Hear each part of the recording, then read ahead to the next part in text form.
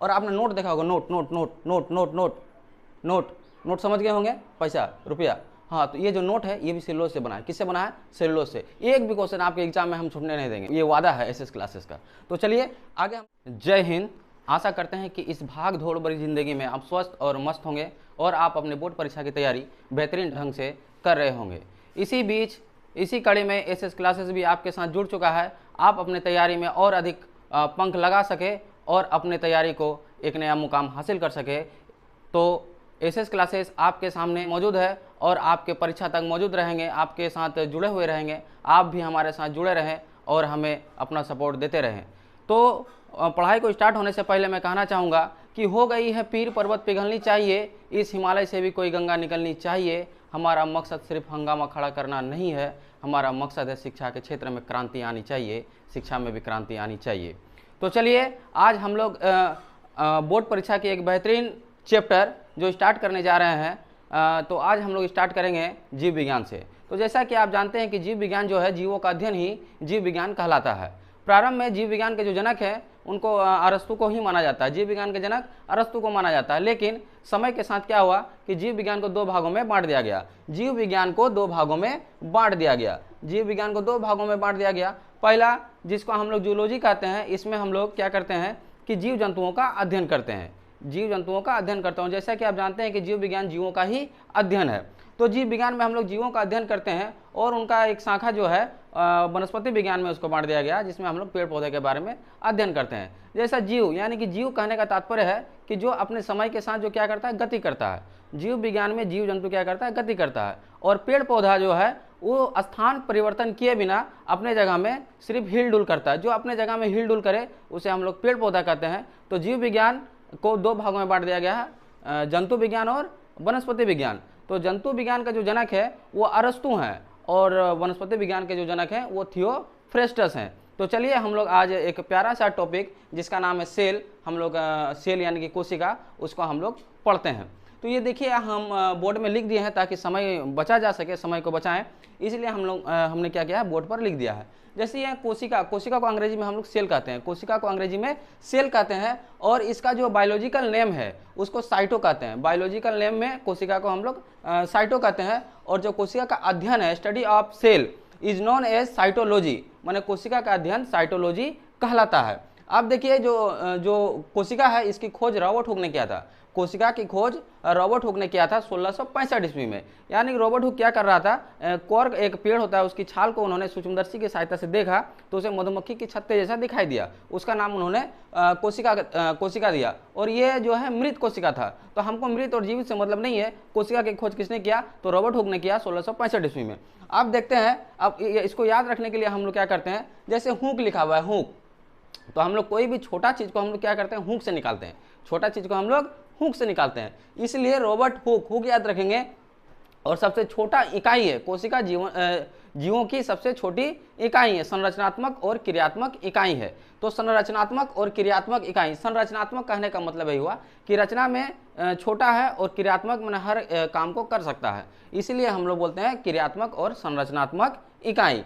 तो कोशिका की खोज रॉबर्ट हुक ने किया था। अब देखिए बात है कि वो जो रॉबर्ट हुक कोशिका की खोज किया था वो मृत था, लेकिन जीवित कोशिका की खोज जो है वो ल्यूवेनहॉक ने किया था, एंटोनी वॉन ल्यूवेनहॉक। अब देखिए कोशिका की खोज होने के बाद एक वैज्ञानिक आया, स्लाइडन और स्वान, उन्होंने क्या किया, कोशिका सिद्धांत दिया, कोशिका सिद्धांत। तो अगर एग्जाम में आ जाए कि कोशिका सिद्धांत किसने दिया तो बताना है कि स्लाइडन और स्वान। अब कोशिका सिद्धांत स्लाइडन और स्वान ने इसलिए दिया क्योंकि जब कोशिका की खोज हो गया था तो लोगों के मन में एक धारणा आया कि हम कोशिका क्या करेंगे, कोशिका आखिर क्या है। तो स्लाइडन और स्वान ने बताया कि जिस प्रकार जो है हमारा शरीर जो है वो कोशिकाओं से मिलकर बना है। हमारा शरीर किससे बना है, कोशिकाओं से मिलकर बना है। इसको उन्होंने आगे बताया कि जैसे ईंट से दीवार का निर्माण होता है, दीवार के बाद चार दीवारी, और उसके बाद क्या होता है, कमरा का निर्माण होता है, और कमरा से एक घर का निर्माण होता है। उसी तरह से जो कोशिका है जीवन की सबसे छोटी संरचनात्मक और क्रियात्मक इकाई है। उस तरह से जैसे कोशिका को अगर हम लोग मिलाएंगे, जोड़ेंगे आगे, तो कोशिका से उत्तक का निर्माण होता है, उत्तक से अंग बनता है, और अंग से अंग तंत्र का निर्माण होता है, और अंग तंत्र यानी कि ऑर्गन सिस्टम बनता है, और ऑर्गन सिस्टम मिला के हम लोग का शरीर का निर्माण होता है। ये बात स्लाइडन और स्वान ने बताया। चलिए आगे हम लोग देखते हैं कि ये जो छोटी कोशिका है, मानव पूरा दुनिया में, अगर पूरा दुनिया की बात करें तो पूरा दुनिया में सबसे छोटी कोशिका जो है माइकोप्लाज्मा है, माइकोप्लाज्मा। और सबसे जो बड़ी कोशिका है वो शुतुरमुर्ग का अंडा है, शुतुरमुर्ग का अंडा। सबसे छोटी कोशिका माइकोप्लाज्मा, सबसे बड़ी कोशिका जो है वो शुतुरमुर्ग का अंडा है। अगर हम लोग मानव में बात करें, मानव कहने का मतलब है कि उसमें नर और मादा दोनों आ जाता है।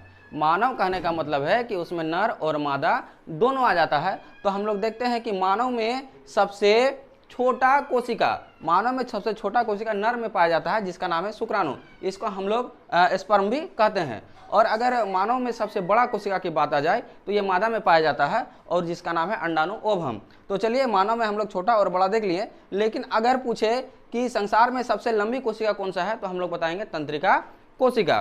तंत्रिका कोशिका सबसे लंबी कोशिका है, जो जिसे हम लोग न्यूरॉन भी कहते हैं। ये हमारे मस्तिष्क में पाया जाता है। और जो ये न्यूरॉन है यानी कि तंत्रिका कोशिका, ये विभाजन रहित है, इसका विभाजन नहीं होता है, ये हमारे मस्तिष्क में पाया जाता है। तो न्यूरॉन जो है मस्तिष्क में पाया जाता है, इसका विभाजन नहीं होता है। लेकिन कभी कभी आपने सुना होगा कि ब्रेन में ट्यूमर हो गया है, कैंसर हो गया है, तो ये आखिर कैसे होता है? अगर इसका विभाजन नहीं होता है तो ये कैसे होता है? तो हमारे जो दिमाग है, हमारा जो मस्तिष्क है, उसमें जो है 90% न्यूरॉन सेल पाया जाता है जिसका विभाजन नहीं होता है। लेकिन 10% जो है गैलियल सेल पाया जाता है जिसका विभाजन होता है। इसी कारण मस्तिष्क में क्या होता है, ट्यूमर हो जाता है। और तीव्र विभाजन किसमें होता है? तो यकृत में होता है। यकृत हमारे पेट के अंदर पाया जाता है, यकृत। तो उसी में क्या होता है, बहुत तीव्र गति से विभाजन होता है। इसका मतलब अगर हमारा यकृत क्षति हो जाए तो ये अपने से स्वतः ही इसका निर्माण हो जाता है और ये ठीक हो जाता है। इसका मतलब है, जैसे आप लोग देखा होगा, एक फिल्म देखे होंगे गजनी तेरे नाम। अगर माइंड में उसका चोट लग जाता है, मस्तिष्क में, तो पागल जैसा करने लगता है। और इसीलिए कहते हैं कि प्यार करने से पहले अंजाम देख लो, और विश्वास ना हो तो गजनी और तेरे नाम देख लो। तो चलिए हम लोग इसको फिर आगे बढ़ते हैं और हम लोग देखते हैं तीव्र विभाजन कहाँ होता है, यकृत में होता है। तो अगर तीव्र विभाजन यकृत में हो और कोई मारने आए तो ये नहीं कहेंगे चाचा आओ, चाचा मार, चाचा मार, चाचा मार। इसका मतलब क्या हुआ कि अगर चाचा मारने भी आता है तो उसको हम लोग यकृत तरफ बढ़ा दें। क्यों? क्योंकि क्या होता है कि वो उसका स्वतः विभाजन होके वो जल्दी से ठीक हो सकता है। अब ये नहीं कि आप मारने ही बोल देंगे। हमने तो आपको एक उदाहरण दिया है, हम कोई भी उदाहरण लेंगे, इसका वास्तविक जीवन से कोई लेना देना नहीं है। अगर किसी से इसका मेल होता है तो यह संयोग मात्र है। तो चलिए हम लोग इसको आगे बढ़ते हैं, क्योंकि हम लोग देख लिए कि कोशिका का सबसे ज़्यादा विभाजन कहाँ पर होता है, तो यकृत में होता है। और सबसे कम विभाजन कहाँ होता है, तो मस्तिष्क में होता है। अगर किसी को हम जोर से मस्तिष्क में चोट कर देंगे, अगर वह चोट हमारे मस्तिष्क के अंदर चल जाए तो वो जल्दी ठीक नहीं होता है और उसकी मृत्यु तक हो जाती है। तो चलिए आगे हम लोग बढ़ते हैं, कोशिकांग। तो कोशिकांग का मतलब हो गया कोशिका का अंग, कोशिका का अंग। जैसे कोशिका है, इसका बहुत सारा अंग होता है, उसी को हम लोग बोलते हैं कोशिका का अंग। तो सबसे पहला अंग हम लोग देखते हैं कोशिका झिल्ली। कोशिका झिल्ली, ये जो कोशिका झिल्ली है, जिसको हम लोग प्लाज्मा झिल्ली भी बोलते हैं, ये पादप और जंतु दोनों में पाया जाता है। यानी कि पेड़ पौधा में भी पाया जाएगा और जंतु में भी पाया जाएगा। अब ये देखिए, ये सबसे बाहरी परत होता है, यह प्रोटीन से निर्माण होता है। ये किससे निर्माण होता है? प्रोटीन से। और कोशिका का सभी अंग जो है इसी झिल्ली के अंदर भरा हुआ रहता है। जैसे झोला आप देखे होंगे, झोला में हम लोग क्या करते हैं, सब्जी लेते हैं, आलू टमाटर जो भी हम लोग, परवल भिंडी जो भी लेते हैं, एक सब्जी एक झोला के अंदर उसको डाल के रखते हैं। उसी तरह से क्या है, ये एक झिल्ली है, उसी के अंदर शरीर के अंदर जितना भी अंग है उस झिल्ली के अंदर उसमें डाला हुआ रहता है। इसके बाद हम लोग देखते हैं कोशिका भित्ति। कोशिका भित्ति को हम लोग सेल वॉल बोलते हैं। ये सिर्फ पादप कोशिकाओं में पाया जाता है, ये सिर्फ पादप कोशिकाओं में पाया जाता है। जैसे कि ये एक एक्स्ट्रा हो गया भित्ति, कोशिका भित्ति जो है एक एक्स्ट्रा लेयर हो गया।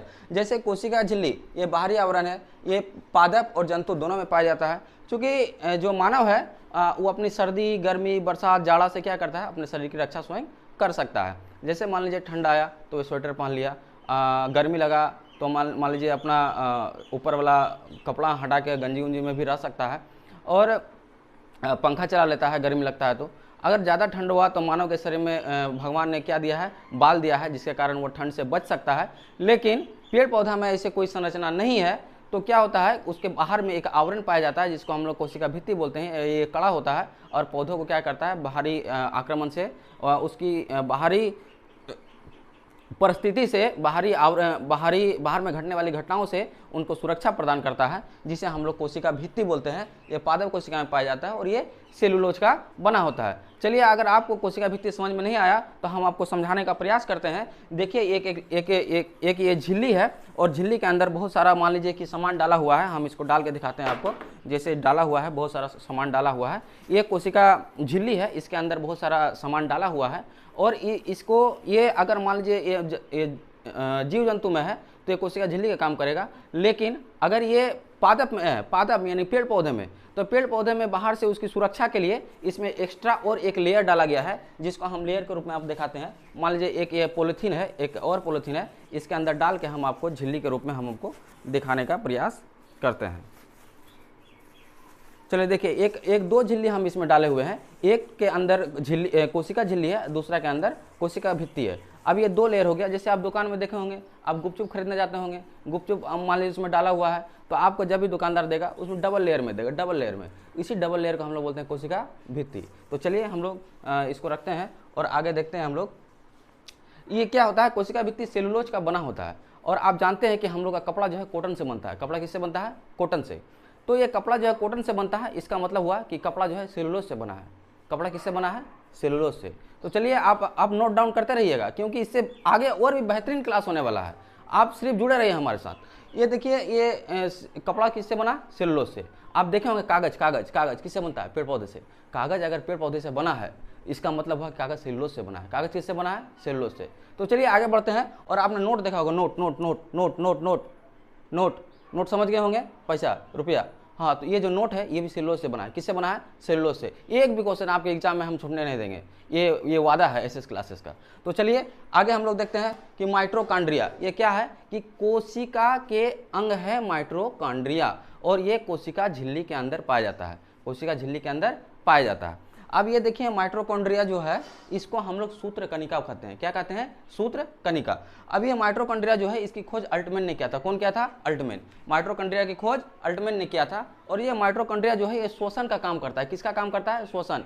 हम जो श्वास लेते हैं, श्वास में जो ऑक्सीजन लेते हैं, फेफड़े के माध्यम से माइटोकॉन्ड्रिया में चल जाता है। और माइटोकॉन्ड्रिया क्या करता है? श्वसन का काम करता है। जब माइटोकॉन्ड्रिया श्वसन का काम करेगा, उसके अंदर एक चक्र चलता है जिसका नाम है क्रेब्स चक्र। इसकी खोज क्रेब्स ने किया था, इसलिए उसका नाम हो गया क्रेब्स चक्र।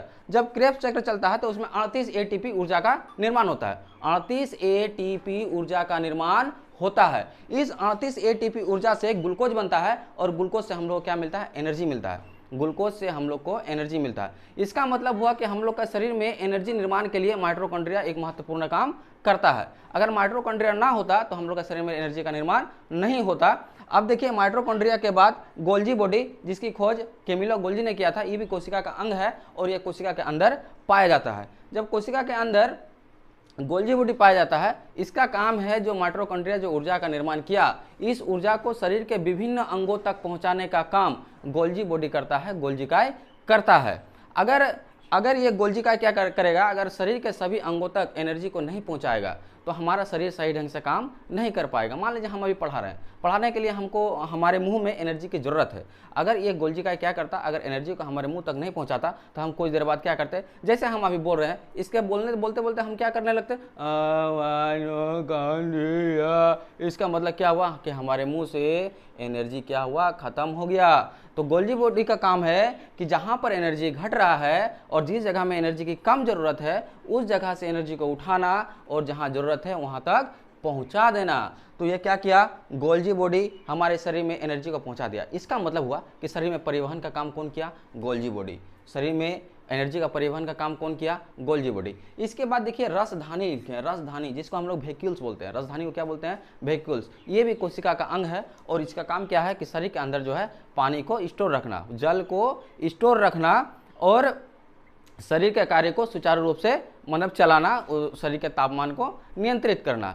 तो आज हम लोग इतना ही रखते हैं और हम लोग नेक्स्ट पार्ट में मिलते हैं इससे आगे की क्लास को लेकर। तब तक हमें आप अपना समर्थन देते रहें और अपना प्यार मेरे साथ एसएस क्लासेस के साथ बनाए रखें। तब तक के लिए फिर से सभी को एक बार जय हिंद।